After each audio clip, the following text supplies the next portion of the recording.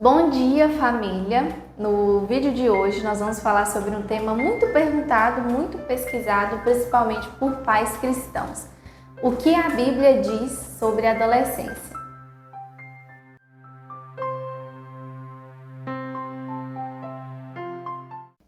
O objetivo desse vídeo é trazer algumas clarezas dada o aumento da incidência de pais de adolescentes que vêm procurando por psicólogo cristão.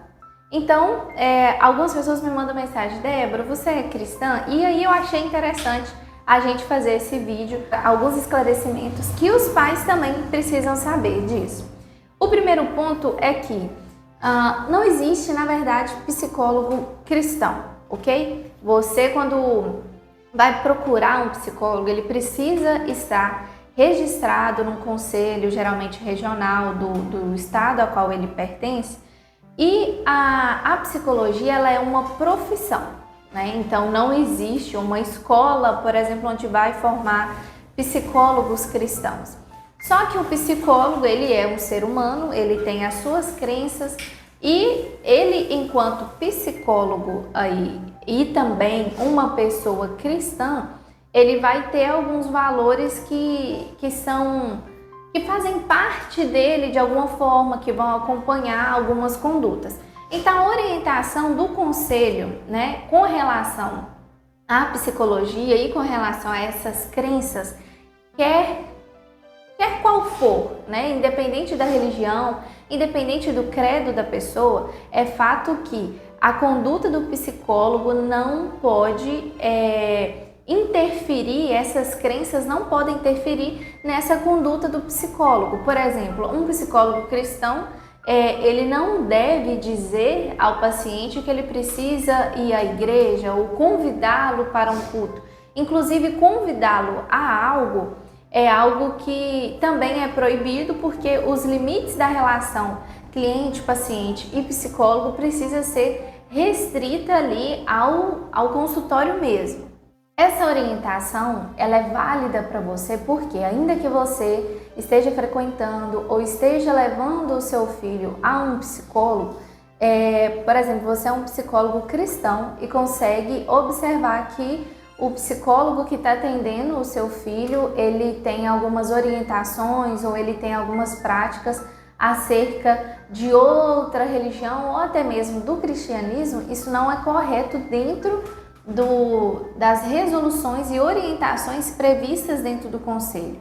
O que o psicólogo precisa fazer é entregar o serviço dele baseado nas técnicas, baseadas nos estudos, nas bibliografias dispostas pela psicologia e não interferir nessa área de credo, nessa área espiritual. Embora eu, Débora, defendo que a plenitude de um ser humano é quando ela tem o tripé de alma, corpo, mente e espírito. Ou seja, a pessoa, quando ela trabalha a mente, né, a sua mentalidade, através de terapias, né, buscando o bem-estar. A pessoa, quando ela trabalha a questão do corpo físico mesmo ali, cuidando da alimentação, fazendo atividade física, e também quando ela trabalha a espiritualidade dela, se conectando àquilo que ela acredita.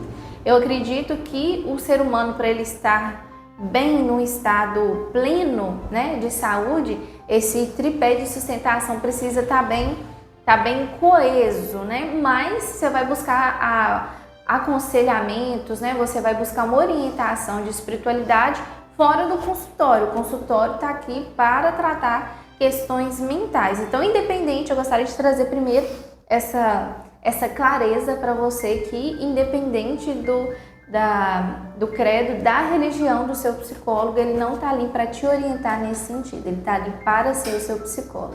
Mas, enquanto psicóloga e pessoa cristã, né, como sou, se a gente for olhar a questão da Bíblia, analisar a Bíblia como um livro histórico onde você consegue absorver e observar vários casos, nós podemos citar alguns casos nem sempre relacionados precisamente à adolescência, mas à família como um todo, né?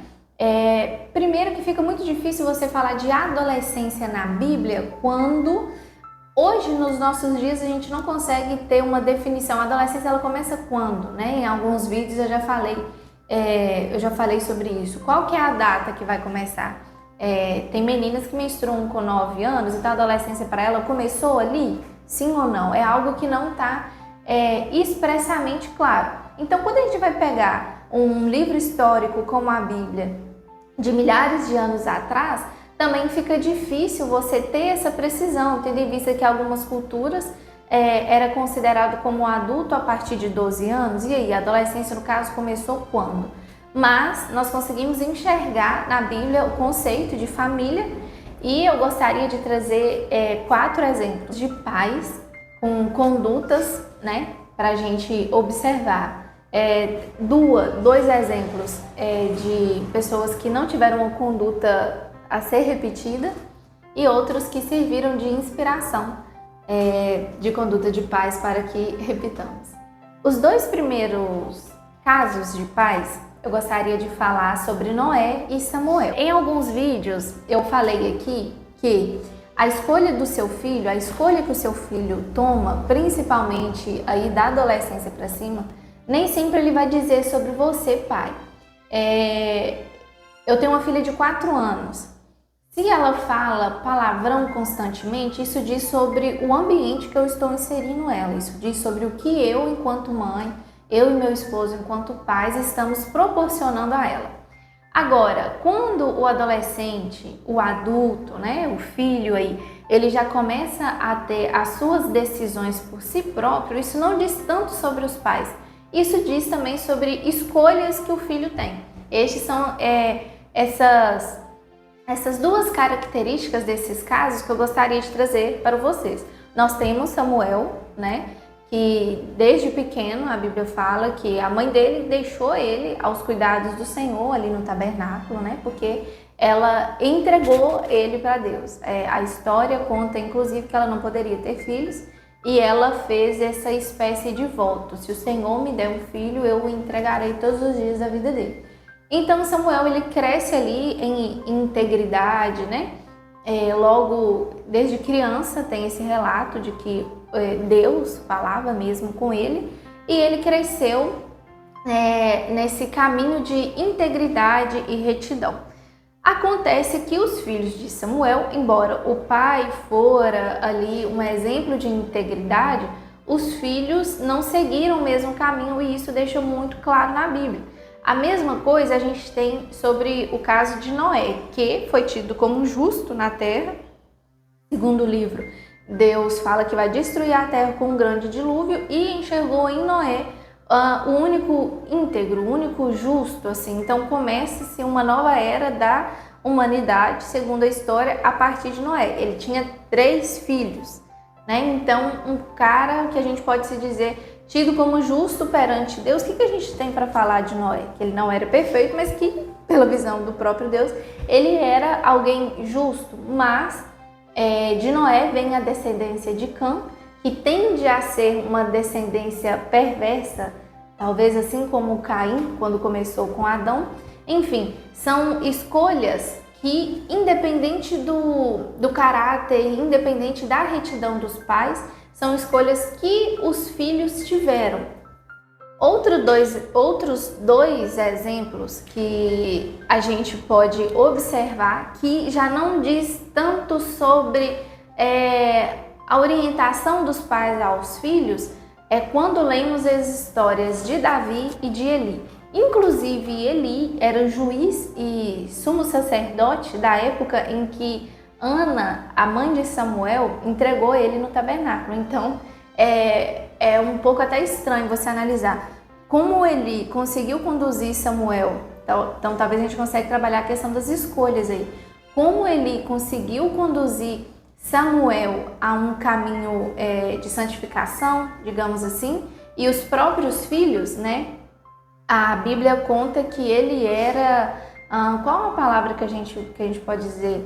Que ele era omisso com relação aos filhos, porque as pessoas sempre falavam o que os filhos faziam de errado e ele nunca acreditava, ele era omisso àquilo. Então aqui a gente tem um combo perfeito de desastre. A gente tem um pai omisso, e os filhos com escolhas ruins por si próprios. Então, quando eu falei um vídeo sobre os tipos de pais, talvez Eli era um pai permissivo, né?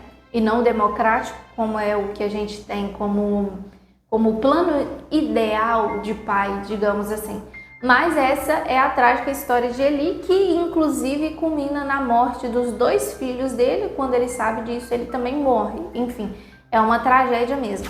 O outro caso que a gente tem de permissividade é o caso de Davi, que a Bíblia aponta como um homem segundo o coração de Deus, mas que foi um fracasso como pai. E existem aí algumas teorias. Será que é pelo fato de ter tido várias mulheres e não conseguir ter aquele plano tradicional de família que era o ideal, digamos assim, da Bíblia, né? Onde o pai e a mãe conseguem repassar os valores aos filhos. Então eram muitas esposas, muitas casas diferentes, e acontece também uma desgraça, literalmente falando, na família de Davi. Desde um estupro, um irmão estupra a outra irmã, o outro irmão fica com raiva e mata o outro irmão, e esse irmão que matou, ele quer reivindicar o trono e tirar Davi ali do trono. Enfim, consequências de uma permissividade. Ou seja, os desafios enfrentados pela família, principalmente no que tange educação de filhos, não é de hoje, pelo que nós podemos observar. Analisando as histórias assim bíblicas, né? As histórias da Bíblia, de novo, eu não citei nenhum ensino, eu não citei nenhuma teoria favorecendo a Bíblia. Enquanto psicóloga, eu pude observar um livro histórico e trazer, assim como nós podemos estudar Shakespeare, assim como podemos estudar várias outras literaturas, mas é uma analogia que a gente consiga fazer e também responder a esse questionamento de pais, de repente, né? O que a Bíblia fala sobre isso. Enfim, talvez seja por isso que família seja uma missão mesmo que eu tenha, né? Justamente por entender a dificuldade que existe ao longo de milhares de anos de se conseguir algo tão simples, se você for ver, né? Se relacionar em família. Existem anos e anos e milhares de anos que as pessoas vêm tentando fazer isso. Bom, esse foi o vídeo dessa semana e o objetivo era trazer luz mesmo a esse assunto. Espero poder ter orientado você, sanado algumas dúvidas. E nos siga nas nossas redes, se inscreva no canal. Eu gostaria de falar que eu tenho recebido comentários e tenho amado isso, essa interação de vocês, escutar sobre vocês agrega muito ao meu trabalho também. Me siga também no Instagram, ative o sininho para notificações e juntos nós podemos vencer essa pior fase. Eu tenho falado isso.